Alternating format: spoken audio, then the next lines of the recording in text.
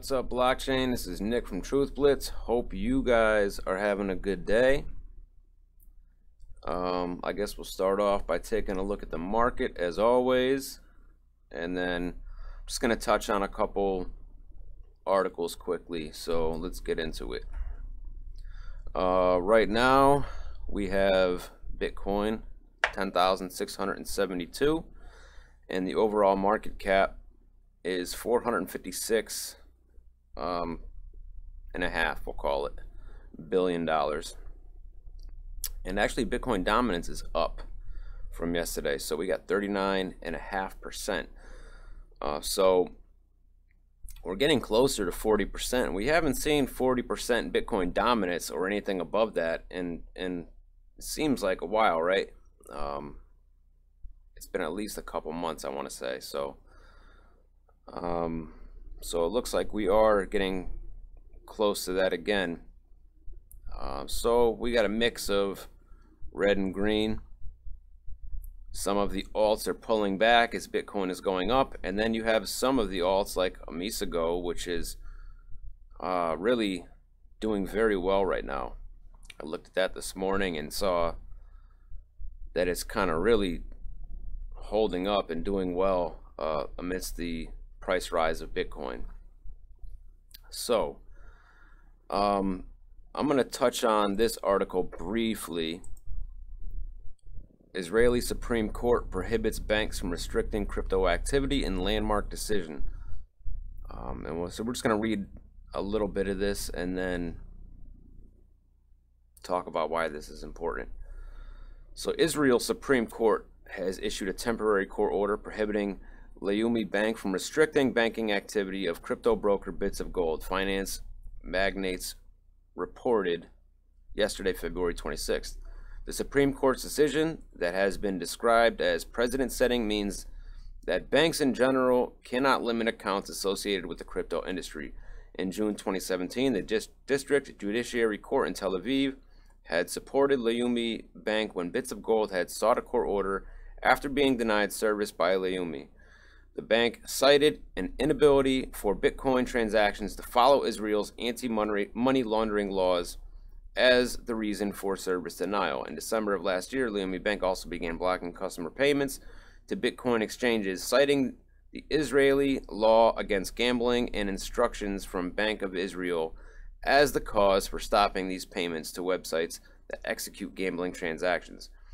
After the February 26th court decision, this time favorable to Bits of Gold, local news outlet The Globe reported yesterday that Yuval Rosh, the CEO of Bits of Gold, said in this statement, "The court's decision enables us to continue to focus on the base of crypto community, on the crypto community in Israel.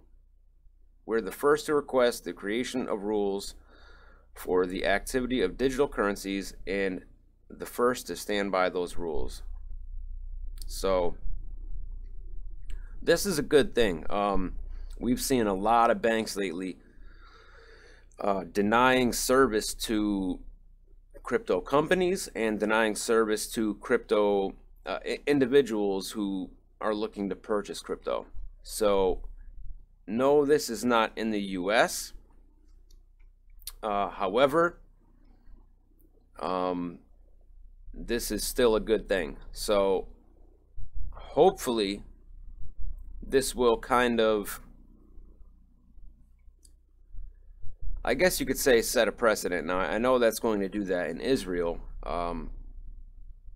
but that may also help in other countries as well. There are specific states in the US that are aiming to be crypto friendly, like Wyoming, I think Nevada, or was it Arizona? I think Nevada as well. But anyway, there are certain states that are aiming to be more crypto friendly than others.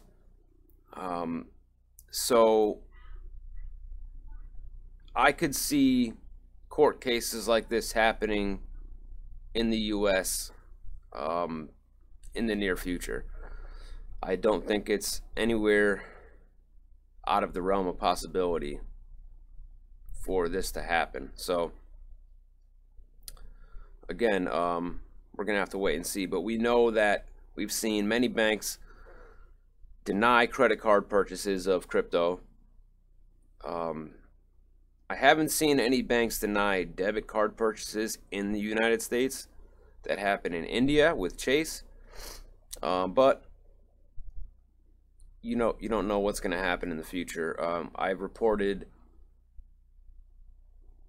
yesterday and a couple days before that two of the big banks are seeing that cryptos are a massive threat to them.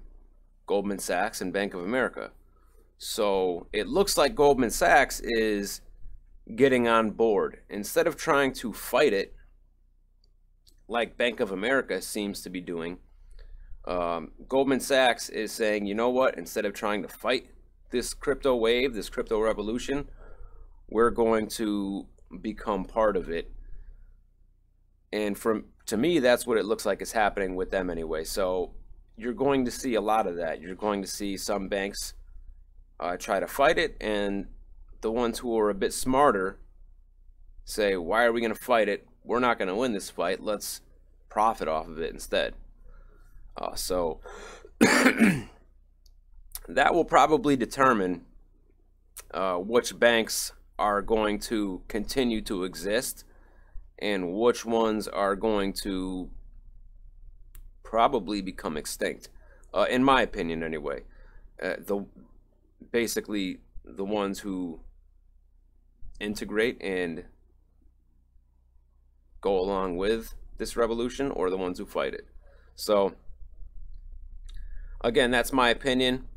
Let me know what you guys think, but I'm not a fan of any big banks, any banks period, okay? But I'm just speaking what I think. So we'll get on to the next thing. Russian crypto developer beaten and robbed of 300 Bitcoin on Moscow streets. So I've talked about things like this happening before in England. It's happened in New York.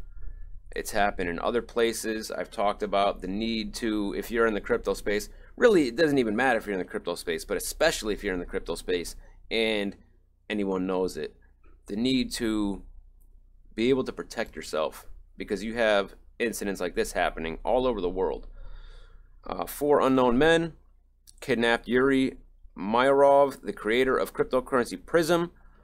Forklog news outlet reported yesterday, February 26th. According to Forklog, Mayorov was robbed of $20,000, 300 Bitcoins, and 3 iPhones. Data on CoinMarketCap shows that Prism has a total market cap of around $15.5 million and is trading at around $1.04 at press time. According to Mayorov's own allegations, he was grabbed off of Skogo Street, I hope I said that right, by 4 men on February 23rd at 10 p.m. in Moscow, put into a Mercedes and beaten while the men drove around the city. The men took the US dollars, which Mayorov had just exchanged for an upcoming trip to India, the iPhones, and his laptop with access to his crypto wallet with 300 Bitcoin, worth a little over $3 million today. Telegram channel MASH, which originally broke the news of the attack, reported that before the robbers let Mayorov go, they gave Yuri some bright pill and forced him to drink it with vodka, causing him to go to the hospital before being able to report the incident to the police. Kidnappings and robberies of people involved in cryptocurrencies are becoming more frequent occurrences across Russia and Ukraine. Not just across Russia and Ukraine, but like I said, across many parts of the world. US, Europe, Eastern Europe. It doesn't matter if you're known to be in the crypto space. Whether you like it or not, you got a big target on your back. So 4 days ago on February 23rd, a crypto investor in Moscow was cut in the face with a knife and 100 Bitcoin, now worth $1 million, stolen from him. Another attack on a crypto investor took place in St. Petersburg in mid-January when a crypto YouTube blogger who had bragged about his wealth was attacked and robbed at home of 24 million rubles, equal to about $428,000. In December of this year in Ukraine, Pavel Lerner, the director of UK-based crypto exchange Exmo, was kidnapped in Kiev and only released after 3 days. After more than 1 million in Bitcoin was paid as ransom. So again, be very careful who you tell about your assets. You know, I wouldn't tell anybody other than family, close family. Sometimes you don't even want to tell family. You don't know who to trust, right? So, crazy. There was one other thing. And, oh, this is kind of funny. Not funny, but Steve Wozniak loses 7 Bitcoin in unlikely credit card fraud. So, I'm just going to read it's a short article, but I'm not going to read the whole thing. Apple co-founder Steve Wozniak allegedly lost 7 Bitcoins to fraudsters using a stolen credit card, and the India Economic Times reported on Monday, February 26th. The tech veteran was speaking at the Global Business Summit in 2018 in New Delhi when India Economic Times reported him admitting to the audience he had lost the funds, 7 Bitcoins to be exact, now worth $75,000. I had 7 Bitcoins stolen from me through fraud. Somebody bought them from me online through a credit card, and they canceled the credit card payment. It was that easy. The publication quotes him as saying, and it was stolen from a credit card number, so you can never get it back. So, wow, it's that easy, I guess. I don't know. One thing's for sure, I had a situation happen to me, kind of similar, I guess. So PayPal has suspended my PayPal account for selling Bitcoin on eBay. All right, so a while back, less than a year ago, but I was selling fractions of Bitcoin on eBay. I noticed that the going price for partial Bitcoins was way higher than the market price, and people were buying them. So, and this was this was definitely before the, I guess you could say, crypto explosion. I assumed that it was people who did not know how to get Bitcoin, but they knew how to use eBay, so they were willing to pay the extra money because they didn't really know where to start. So I did a couple of listings of, I think, I did one for 0.01 Bitcoin, and I did one for, I don't remember what else, but anyway, they went through, I sold them. I got the payments in PayPal. I sent off the Bitcoin. Shortly after, one of the payments went through and I got it. The person filed a claim with Bitcoin, or with, filed a claim with PayPal, saying that it was an unauthorized purchase. Somebody used their account without them knowing, blah, blah, blah. So I had to give the money back. They never sent the Bitcoin back, and PayPal found in their favor. The second one, the person waited 2 months from the transaction to file a claim with PayPal. So I didn't even bother because I knew the same thing was going to happen, because I didn't physically ship anything out. All I had was the transaction record. So I didn't even bother filing a claim because I knew what would happen. I knew it wasn't even going to be worth doing. So then after I was out the Bitcoin, I was out the money. PayPal then sends me an email saying they're suspending my account because I am not a licensed money transmitter, and I violated their terms of service by selling digital currencies, is what they said. So anyway, just a little story about what happened to me. So, moral of today's video, guys, be careful who you tell about your assets. Be super, super vigilant about any potential scam. If you even think there is a possibility somebody can scam you with something you're about to go through with, think twice about it. Every single day, there is not a day that I don't see somebody trying to scam somebody. Whether it's the fake John McAfee's on Twitter, they post on all of his threads, trying to get people to send Ethereum or Bitcoin, posing as him. They do it on his own tweets. It's insane. So there are so many scams out there. There are so many predators out there looking to rob you. So be careful, guys. Watch your backs.